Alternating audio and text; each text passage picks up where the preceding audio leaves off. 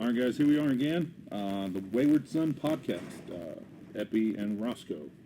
We're sitting here. Episode 7.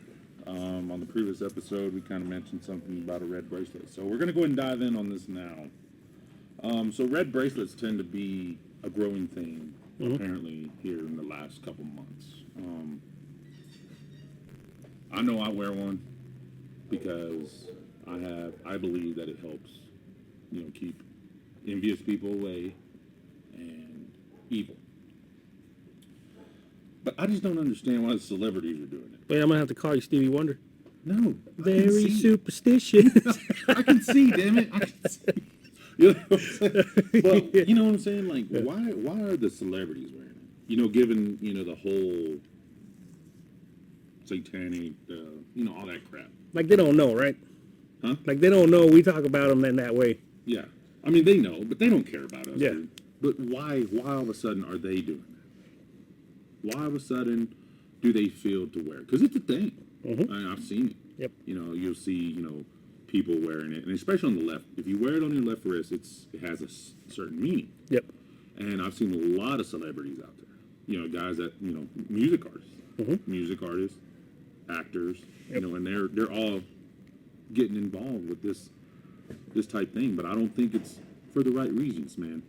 Yep. I mean, I was always told, especially when you're born, and when you have a newborn in the Hispanic or Mexican heritage, the first thing they do is get the baby a red bracelet with I don't know if it's an olive seed or... It's supposed to be a deer eye. Yeah, deer eye. Mm-hmm. And that's to help, people that... To ward off the evil eye. Right. Yep. And, but with these celebrities, man, I just don't see why they're doing it. I haven't really paid attention, but so what's on their bracelet? Is it just red string, or is it's got little emblems on? Not emblems, but like beads and stuff. Yeah. So the ones that I've seen, they're just like the old hemp bracelets. Mm-hmm. Something similar to that. That's all it is, just a red yarn. Okay. But red actually has a lot of meaning. Oh yeah, a lot. Mm-hmm. And it can go either way with this. It could be good, bad. Red shoes. Shut up, man. Red shoes, huh? I mean, red does have a big significance, especially in the occult. Yeah. So, who knows? Right. But, I mean, naturally, in different religions, it means certain things. Mm-hmm. So, like I said, I was baptized Catholic. Mm-hmm. I was baptized Catholic, and I kind of went on my own way growing older. Yep. And now that I'm, married, and my wife's Hispanic, mm-hmm. She incorporated her culture with what we do now. Mm-hmm. And the red bracelet is a big thing with us. Yep. Damn near every kid in our house has one. And we just try to, like I said earlier, it's a belief that we use it and wear it mm-hmm. as a shield to keep evil and envious people away from us. Mm-hmm. Now, is there other reasons other people may use it? Do you know? Well, it's like they always say, man. Hollywood's one big club, and since we're talking about that, they have the reason, man. They have the reason. It's got to be something. Knowing Hollywood, man, it's got to be on the occult side. You think so? I think so. Maybe like a sign. Why would it just all of a sudden just pop out? You know what I mean? Right. And it's not just, the B actors wearing them. These are recognized, worldwide recognized actors. Yeah, these are the A players, bro. Yeah. Yeah. And I just don't, maybe it's a sign. It's like, all the symbolism and stuff that goes on. Maybe that's, if with them wearing it means like, yeah, I'm with that. Mm-hmm. Or, or don't touch me. You just never know. Could be an extension of the black eye. Yeah. Or, instead of using hand signal or hand gestures, right. Throwing up the 666 or whatever, the one eye, whatever. One eye, yeah. So, yeah, it could be that, or it could signify, just, man, I don't know, dude. I mean, it could signify just simply, whatever they want, basically. Yeah, whatever they wanted. And whatever explanation they give us is what, it doesn't matter. So I looked up a few. So in the Buddhist religion, mm-hmm. it's to show compassion. You know, to show that, hey, you know, I guess they're not total dickheads. I don't know. Yeah. In the Christian faith, it shows that a symbol of being reborn, Mm-hmm. typically. You know, showing that, you know, they of redemption, basically. Oh, okay. Yeah. You know, Yep. redemption, saying, hey, you know, they've given themselves, their full selves, I guess, to the Lord. Right. You know, is that? Yeah, I see what you're saying. Yeah. And in Kabbalism, is that how I said it? Yeah. It's to ward away misfortune. Mm-hmm. And in the Jews are similar. It says for good luck and to ward off evil. Yep. So that's interesting, man. Mm-hmm. So religion, and I don't really want to get too in depth with this, but it's funny how all these religions have more or less the same meaning. Mm-hmm. You know, and it's something as simple as a red bracelet. Yeah. You know. Mm-hmm. What else does that mean? That all the world's in sync? I don't know, dude. Well, I mean, it's not. It's religion. Mm-hmm. So, I guess in one way they still practice the old. You know, they're the old religion practices, I guess. Mm-hmm. So maybe not everything's gone. Like the way we think. You know, we think we live in, you know, in super modern times, but we still hold on to things from the past. That being one right there, man. Yeah, exactly. You know, so maybe that's what it is. Yeah, because I've noticed a few people stare at me. Mm-hmm. You know, Yep. like today we went to an event, and you know, I didn't take it off. Mm-hmm. Right, I was wearing a white shirt. You know, I'm a dark-skinned guy. Yep. And I mean, you could see it straight up. Yeah. And as soon as we walked in, you know, I was saying hi to people, you know, and they noticed right off the bat. That was the first thing I said. Mm-hmm. It's on my left hand. Mm-hmm. But as soon as I went to shake their hands, that was the first thing they looked at. Yeah. And I don't know if it kind of wore them off, like, you know, you just never know what other people think. Mm-hmm. You know what I'm saying? Not that I care what other people think, Yeah. but you just don't know. Because they may think, oh, he's a devil worshiper or something. Oh yeah, you know what? No, I get that a lot, man. Yeah. See, I get that a lot because I'm superstitious in my own way. Mm-hmm. You know, I do follow, you know, a lot of same superstitions that a lot of people follow. You know, I'm not that weird, but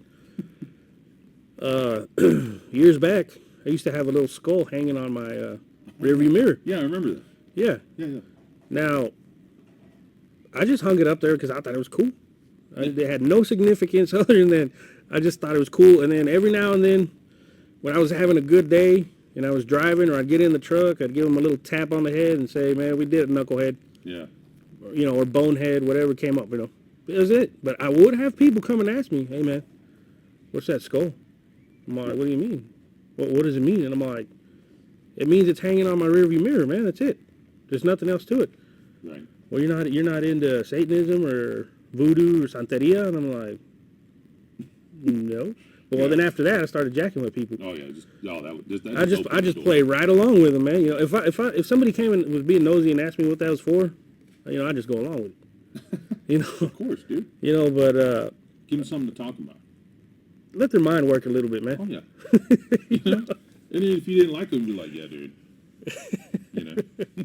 So, you know, I don't wear one, and it's just I've heard of everything about it, man. I just never bothered to put one on.